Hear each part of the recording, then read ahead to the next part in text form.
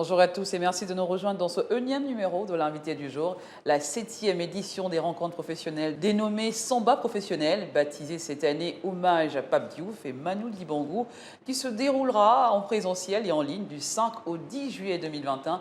Notre invité du jour n'est autre que celle qui est définie aujourd'hui comme la Working Girl par excellence, l'initiatrice des Samba professionnelle, Josiane Matiné du Longueur, elle est notre invitée du jour sur ce plateau de Gabon 24. Bonjour Josiane et bienvenue à nouveau sur ce plateau que vous connaissez déjà. Merci beaucoup pour l'invitation. C'est la maison et c'est pour ça que je remercie à chaque fois Gabon 24 qui n'arrête pas, qui ne cesse de soutenir cette initiative que nous portons pour le Gabon depuis plusieurs années. Très bien. Après une année de break, vous repartez avec cette 7e édition dont la particularité est justement l'hommage à ces deux parrains décédés. Pourquoi cet hommage vous tient personnellement à cœur? Vous savez, ça nous tient particulièrement à cœur pour plusieurs raisons. Quand vous avez quelqu'un qui ne vous connaît pas, qui est arrivé comme ça, qui vous voit porter un projet et qui vous dit « je vous accompagne », ça a été le cas pour Pape Diouf. Il n'a pas dit « je viens une seule fois ». Il est venu sur toutes les éditions. Donc pendant 6 ans, il a été là 10 jours qu'il a passé avec nous. Il n'a cessé de dire aux gens à chaque fois qu'il refusait les invitations des chefs d'État parce qu'il avait rendez-vous avec la jeunesse africaine au Gabon. Et donc, sur les samba professionnels, Pape Diouf, pour nous, il était là physiquement pour marcher à côté de nous, comme il disait, mais après, financièrement, il a été là. Quand on est à 2 jours de l'événement, comme nous le sommes aujourd'hui, et qu'on n'a pas de billets d'avion pour les autres professionnels qui vont arriver, Pape Diouf, c'est celui-là. Lorsqu'on lui disait, papa, voilà la situation, il nous disait, vous pouvez dormir tranquille, et le lendemain, on avait tous les billets dans nos adresses mail. Donc ça, c'est vraiment important pour nous, non seulement de reconnaître parce qu'il nous a porté, et que c'est la moindre chose qu'on puisse vraiment lui rendre. Manu Dibango, c'est aussi un peu particulier, un peu peut-être moins que Pape Diouf. Il a été le parrain de l'édition 2018, alors qu'il fêtait les 60 ans de carrière. Il a laissé en pause sa tournée mondiale pour venir sur les samba. D'ailleurs, il a rencontré Pape Diouf pour la première fois. Ils ont mangé sur la même table. C'était à Libreville. Et quand il est arrivé et qu'il a fait un tour dans nos ateliers, il nous a dit « ce que j'ai vu, ce que je vois au Gabon à travers cette initiative, c'est l'Afrique qu'on aurait choisie. C'est cette Afrique que nous, on voulait mettre en route. Mais le voir à partir de Libreville sur cette initiative, je comprends encore pourquoi j'ai mis en pause cette tournée et il fallait qu'on vienne pour que le monde entier le sache. » Donc, quand vous avez des personnes comme ça qui vous ont porté, qui ont mis en pause un certain nombre de choses pour vous, je pense que la moindre des choses que nous puissions faire pour eux, cet hommage, ça ne représente rien en fait sur ce qu'ils ont fait pour nous. Très bien. Josiane, racontez-nous justement, comment avez-vous vécu cette situation affligeante? Ça a été un coup dur, aussi bien pour vous, mais pour également les sambas de manière générale. Un coup très très dur. Le premier mot que j'avais mis sur mes réseaux sociaux quand j'ai appris 10 jours après le décès de Papa Manu, le décès de Pape Diouf, j'ai juste mis que le monde était en train de s'effondrer sur nos pieds pour plusieurs raisons, parce qu'on a eu l'impression que Covid-19 était venu vraiment pour nous, il était venu pour nous détruire complètement, parce que quand vous perdez 2 jokers comme ça, déjà le monde entier nous regardait et il se demande est-ce qu'ils vont pouvoir se relever après toutes ces difficultés. Moi, j'ai juste eu l'impression que Pape Diouf avait disparu. C'est vrai que j'avais suivi parce qu'il y avait la famille qui nous permettait de suivre l'enterrement de Papa Manu en direct depuis Libreville à travers les réseaux sociaux. Mais Pape Diouf, ça a été une disparition. On a eu l'impression que voilà, du jour au lendemain, on nous dit que Pape Diouf n'existe plus. Et ça a été très, très difficile pour nous. La preuve, c'est que nous n'avons pas pu faire une édition Samba professionnelle en 2020. Le temps de faire le deuil, le temps de se relever, le temps de réfléchir comment refaire quelque chose sans eux, ça a été très, très douloureux. Et ça l'est toujours d'ailleurs parce qu'on va faire une première fois une édition sans la présence de Pape Diouf. Que propose cette 7e édition, Josiane Matiné, et quel est le programme de ces séminaires de renforcement des compétences cette année? Comment se décline-t-il ce programme? Il faut dire que les samba professionnels ont un format un peu particulier, c'est cet espace, parce que si il faut redéfinir les samba avec cette définition que nous a d'ailleurs laissé Pape Diouf, qui a compris cette initiative mieux que nous. Il nous a dit que les samba, c'était des rencontres qui privilégient les échanges d'expériences entre professionnels aguerris et des participants, et qu'on n'avait aucune prétention de pouvoir former des gens, parce que c'est 6 jours d'atelier, que ce soit même en un an, en 10 ans, on n'a pas cette prétention, mais qu'on était juste convaincu que des échanges pouvaient jaillir la lumière sous forme d'éléments de réflexion, et que de ce qu'il a vu, les gens partaient des samba dans l'espoir de franchir le pas. Surtout une sorte de réseautage également, networking. Exactement ça, le networking, c'est un réseau qui n'a pas... Lorsque vous avez la chance, par exemple, d'apprendre aux côtés de quelqu'un qui a 40 ans d'expérience, et c'est pour ça que nous appelons les samba un accélérateur de croissance, parce que finalement, même les professionnels eux-mêmes entre eux, quand ils arrivent à développer leur projet derrière à travers les samba, c'est juste waouh, parce que c'est des carnets d'adresses, c'est des contacts. Et pour parler du programme de cette année, on a 8 ateliers thématiques qui ont vraiment été choisis en fonction du contexte actuel. On a choisi des ateliers, par exemple, sur le marketing digital, parce qu'aujourd'hui, tout le monde est sur les médias sociaux, comment les utiliser de façon professionnelle et surtout pour booster son business pendant cette crise. C'est animé par Estime Sanza qui nous vient du Congo.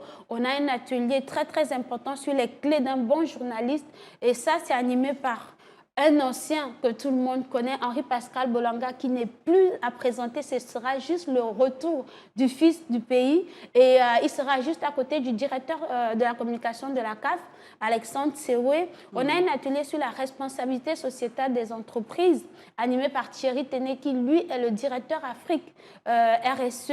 On a un atelier sur les métiers du sport. C'est animé par Makan Magasuba, que pour ceux qui ne le connaissent pas, c'est celui qui il travaille avec la Gardère, ceux qui gèrent l'image de la Coupe d'Afrique. Il sera aux côtés de Tierno Seydi, qui lui est l'agent de Didier Drogba, qui est aussi un fils spirituel de Pape Diouf. C'était important pour nous de pouvoir, pendant cette édition, de faire venir aussi la famille de Pape Diouf. Donc, avant de poursuivre les ateliers, rappelez aussi qu'il y aura une forte présence de la famille de Pape Diouf. La famille de Pape Diouf, très bien.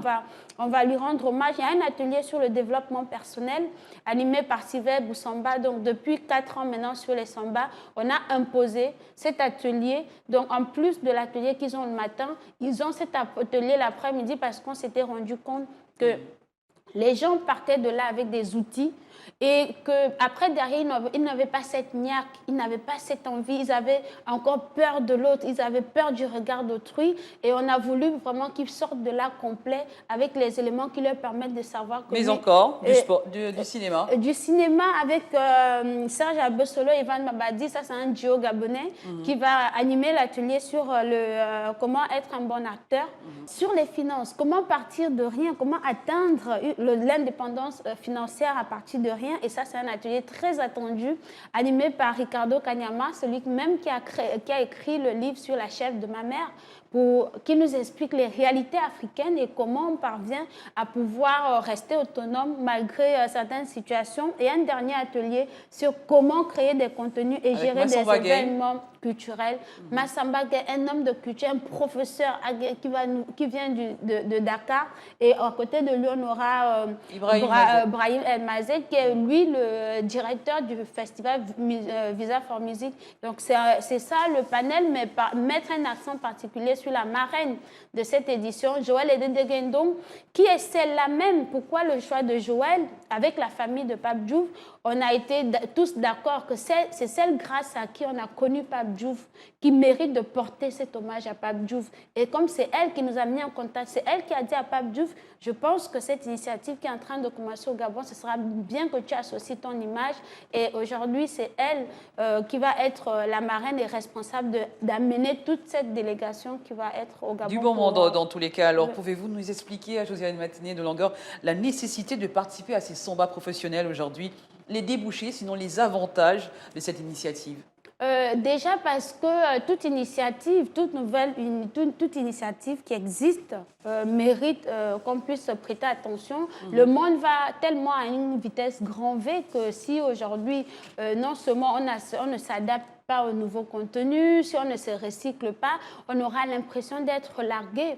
Mais encore, quand on a la chance d'avoir à côté, devant soi, pendant une semaine, quelqu'un qui vous dit « j'ai 40 ans de carrière, d'expérience dans tel domaine » et qui vous dit « vous qui commencez, voilà les obstacles, voilà, à un moment donné, ça peut bloquer là, mais je vous donne la clé pour pouvoir réussir, comment contourner parfois des difficultés » et ça n'a pas de prix. Ce sont justement ces clés que ces jeunes viennent chercher. Et c'est un réseau. En parlant de ces jeunes, près de 1000 participants déjà qui ont pris part, qui ont bénéficié de ces sambas professionnels. Que sont-ils devenus rapidement, Josiane Maténé-Longueur? Nous arrivons quasiment au terme de cette émission. Ils sont devenus, aujourd'hui, ce sont des jeunes qui ont osé franchir le pas. Donc, les sambas, c'est des participants de catégories différentes. Certains qui continuent à aller à l'école, mais en gardant ces valeurs qu'on les inculque sur les sambas, parce qu'il faut surtout dire que les sambas, c'est des valeurs partagées, les valeurs de don de soi, d'amour d'autrui, les valeurs de reconnaissance aussi, parce qu'aujourd'hui, on rend hommage à quelqu'un qui nous a donné. Ne fermez jamais la porte. Lorsqu'on vous ouvre une porte, il ne faut jamais la fermer en ressortant. Ce sont ces valeurs-là que nous partageons avec ceux qui participent à cette des très belles valeurs dans tous les cas. Rigobert Song, on va terminer. Rigobert Song qui sera le guest star, l'invité de cette 7e édition. On remarque aujourd'hui les sambas ont une résonance à l'international également. Ce n'est plus les sambas que du Gabon, c'est désormais les sambas de l'Afrique. C'est bien cela. C'est tant mieux. C'est tant mieux. Et donc Rigobert Song, c'est notre invité spécial. Il nous a fait rêver pour ma petite histoire personnelle de footballeuse que j'ai été dans ma jeunesse. C'est quelqu'un, lorsque vous le voyez sur un terrain de football, vous avez envie d'y aller, vous avez envie. Et c'est ça que ce sont ces valeurs de foncer, continuer à foncer malgré tout. Le respect d'autrui, et c'est ce que Rigobert va venir nous partager tout au long de cette semaine-là.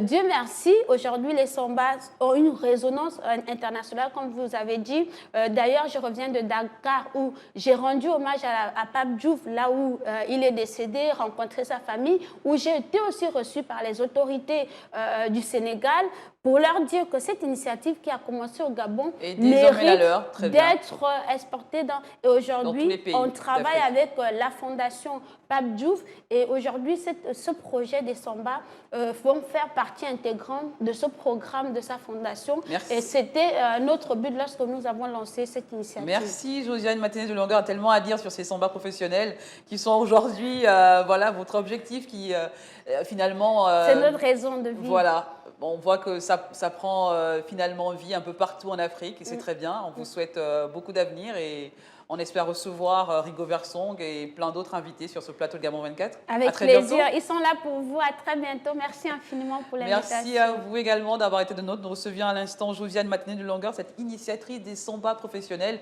qui est venue nous décliner le programme de cette 7e édition. À très bientôt. L'aventure se poursuit avec un nouvel invité sur ce même plateau de Gabon 24 et restez en compagnie de nos programmes.